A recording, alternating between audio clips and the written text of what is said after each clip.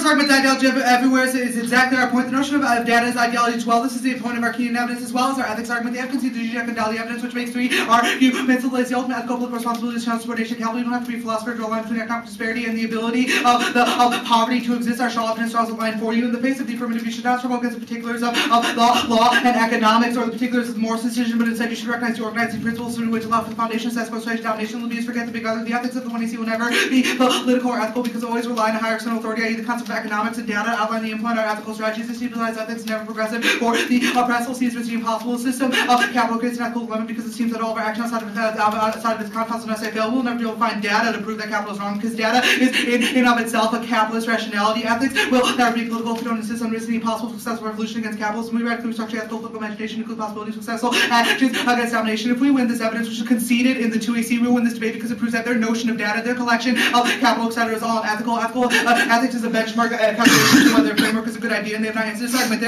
Our other argument about rational decisions assumes that rationality is something that can exist. Our Hall of Evidence indicates that when we go and look to data and rationality is always superimposed by capital. This is especially damaging for them when they do not make an ethics argument that capital is anything but unethical. Our Zizek and daily evidence indicates that it is subjugation of people, and we can always write them out because we find ways to put them on the outsides of the system. Our argument is that this should always be rejected. The next argument is that politics, we are the political status quo because our traditional judges is more ideological, but you should extend the Keynesian evidence on the one see they have conceded this argument that the idea that judges are decent ignores the underbelly of the law and performing data, etc. Look, my brother's into math, I have no idea about it, but he can pretty much prove anything with data through manipulation, etc. Our Keynesian evidence indicates that this is how the law works as well, whether it's economics or not. The kind of ideology, etc., will always be pushed into underbelly because it has exclusive control of the way we deal with these questions. They have not answered this argument to which is damning for the ability to prove that law and economics is progressive. The next argument is that the data doesn't tell enough, but you just send the Hall evidence indicates that data is how capital plays this dirty game. This is at the very least, this is in terms of Alice evidence. They have conceded that capitalism may lead to extinction, which outweighs all of their arguments. The data do prove this is impossible, which only proves our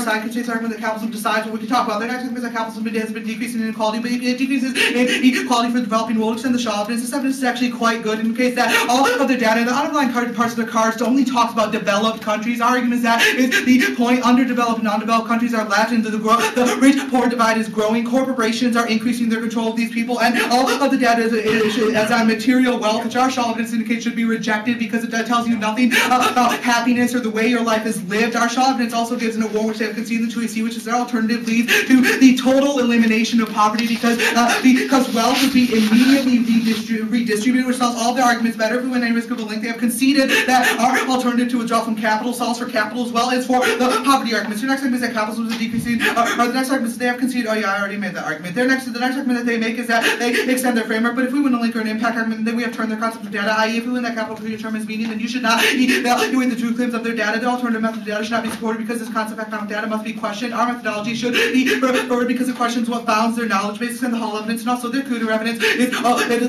is only to apply arguments to laws and our Keynesian evidence data or not. The law is simply an act of oppression. Their Cooter evidence assumes that law can be neutral within the application of economics. The entire one in C is dedicated to disproving the truth of Cooter's argument. And one more time for you, Matt, more Cooter. The next argument that they make is they don't know how the world works. You cannot prove what we know. The argument is that you don't know how the world works either because capital predetermines your ability to know. It is a psychic superstructure. Our Zizek evidence indicates that our ethics argument indicates that it predetermines what is allowed to be taught. Our Hall evidence indicates at least the side constraints of what we can know. That your idea that through data we can understand life, the value to life, etc. is an absolute joke because it assumes that material and economic rationality is something that people want or something that makes them better. The next argument that recognizes economic rationality increases wages is self-fulfilling prophecy, but then the Shaw evidence indicates that this self-fulfilling prophecy is a prophecy of corporations. In other words, they say we will increase your wages, but only assures an increase in corporation wages. Our Shaw evidence is comparative and is reason, and it is a criticism of their collection of data. They say our data is fallible, it is purchasing power, that only assumes developing countries. Our Shaw evidence indicates that the purchasing this assumes that people are allowed access to free trade. Our argument is that the countries do not have access to this because of economic systems are left behind, which reason why the rich-poor gap is increasing. They say trade globalization, the poor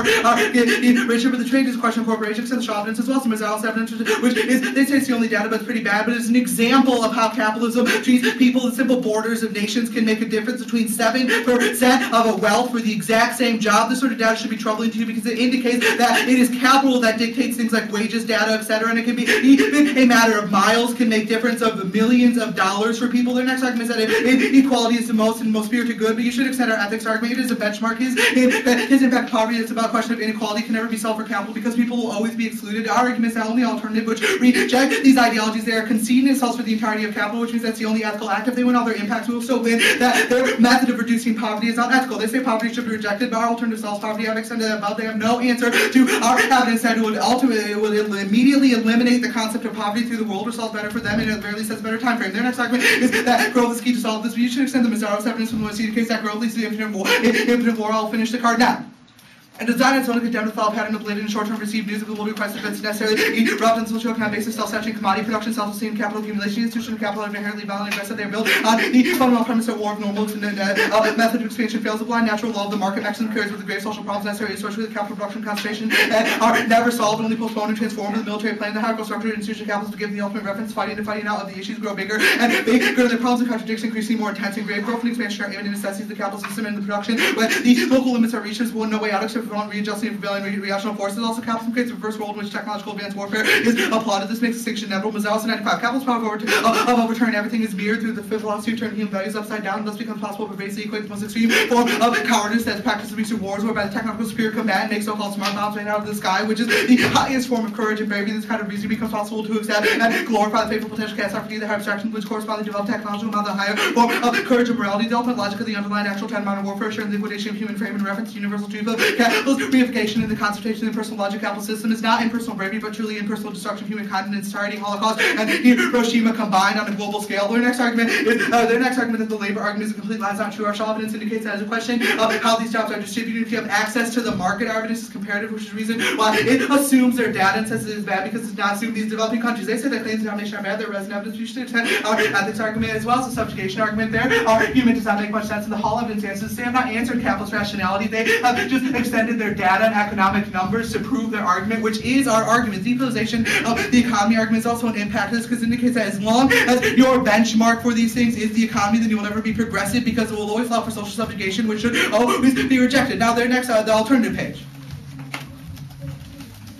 The first argument is a permutation. But all of our link arguments are just as permutation. If we want a link argument, we also want the affirmative is not remedy solved. This argument does still answer ethics. Permutations will be used responsibility, which means it cannot be an ethical act. The next argument is theory. Alternative complete reduction of capital. If we win a link argument, the permutation must never parts of the 1AC. This form of severance is worse because it's not a link arguments. 1AC should have equity strategy. The next argument is that there does it happen in empty states. Permutations will engage in the form of passivity, which replicates the system of criticize G-Jack. And if we follow direct call to act, will be nothing form of empty space. Will be an act within hedge of our ideological coordinates. So we really want to do something to help people involved in next ones like Greenpeace, feminist race campaigns, which are not only tolerated, been supported by the media. They're intolerant as long as the support does not get too close to certain limits. Kind of activity provides for example passivity to do things in order to achieve something, prevent something really happening, really change their friendly humanitarian activity feels informative. Let's not go on changing something that's all the time. Things will remain the same. Their next argument is that the contradiction with our laptops. So we should imagine the alternative possibility debate is a game in the same way that they do not to prove they can go to the Supreme Court arguments that if alternative functions it will solve, and also we may die in the revolution, but that's okay. The next argument is that the alternative is impossible. The Jaffe evidence is a joke. Our alternative instead is a question of ethics. We say that we should withdraw from capital because it's a fetish. Our argument is that if we can engage in this, that Jaffe evidence is not as good as alternative Johnson evidence is saying that we solve for all of these arguments, and the impossibility is our ethics argument. They have not answered this in this debate. If something, the fact that capitalism is impossible is only a link to our argument. The fact that we can never come out of this because someone is a vegetarian who likes German Jews is exactly the kind of argument that allows for capital to continue on. They say that they have the death and penalty and poverty arguments, but they have conceded that they lead to extinction, which should outweigh our data. Our arguments are about the military plane is transferred and changed, which is an argument they have not answered. Mazzaro's evidence is conceded, which is devastating for them because we have a bigger impact. Even if we don't solve, the probability is bigger for the negative. The data arguments all about Hall evidence. They say the possibility of death outweighs all. The possibility of death is something that we shall look to. But our Mazzaro's evidence here is back. So our ethics arguments are literally damaging to the myth of faith. They say that we are complete jive because it is increasing life opportunities. But our 1 and Z evidence, the G-Jack basis with the Shaw evidence indicates this is not true. Where'd you end up? Communism. Where's that? Right before reform. Can I see that? Can I get your point? So this whole all equal redistribution of wealth, do you have any support or evidence that says a rejection of ideology would lead to an immediate redistribution of The wealth? Shaw evidence that we read. Says that where? Specifically in the line? Of the Shaw. I don't think I have your one CD. It's cool. I'll don't worry about it right now. I'll get it to you after the speech. Let's talk about why do you know that this rejection of ideology is going to lead to that? We don't. That's our point. We can hope. We can take an ethical act and say, even if we don't know for certain that there is a risk. Okay. So because the status quo is so bad, we must try, right? Now, the second question is, why is the world we live in, or capitalism, so bad right now? Like, why? What is your impact? How do you know that capitalism causes oppression, kills people, makes life not worth living, everything you're saying? Okay. Those are our impacts. Do you want to know how we know them? Or Yeah. do you want me to I want to know say how that? you know them. Okay, our argument, first of all, is that you know them from seeing existing social inequality. What have you seen that lets you know existing social inequality and you blame it on capitalism? Okay, Why would you blame I it on live Bush or because soccer? it happened before Bush. It's a continuing system. Soccer's And I been walk around for around. thousands of years. So Okay, you're going to be as usually going to let me answer your question. Okay.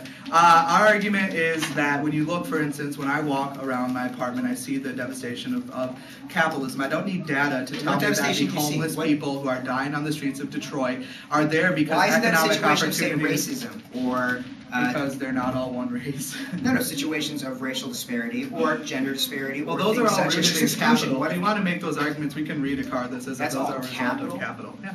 Capital. How do you know that's all a result of capital? Here's the Because point. it is an economic system which justifies commodification and subjugation. Our GJAC evidence. See, that's the thing. Justification, justifies is not causation. You got something that says people are dying. We and criticize that's your all. causation claims that you need data to prove all of these arguments. Our 1NC Hall, GJAC, and Daly, as well as our Mazzaros evidence, indicates that this kind of rationality allows us to always push questions of social I understand subjugation. all this, but here's the constraint. problem with this, though, is everyone relies on data to an extent. You know, your data being what you've seen people homeless outside. We rely upon data of large studies. Yeah, of our argument is that populations. economic data is But dangerous. you're just as much of an economic data. You see people poor and starving. That is no different economically than studies of people's wages and or number of people dying because of Because it education. doesn't preference the concept of... Okay. Here's another thing. We cite one thing that's not just an economic study. We cite the UN Human Development Index, which assumes things such as life expectancy, education, sanitation, and it says all three of those things have been going up the last 50 years For very developing fast. countries. Our No, argument- for developing countries, which includes all countries because that's what the study was to determine inequities, but as well as specifically for developing Our countries. Shaw and evidence undeveloped indicates that countries. those forms of analysis are flawed because they don't take into account working conditions as well as the concepts of global structural inequality. Can I see that one shot? Do you have a copy of your plan text that you could give them? Sorry. Do you have a copy of your plan text?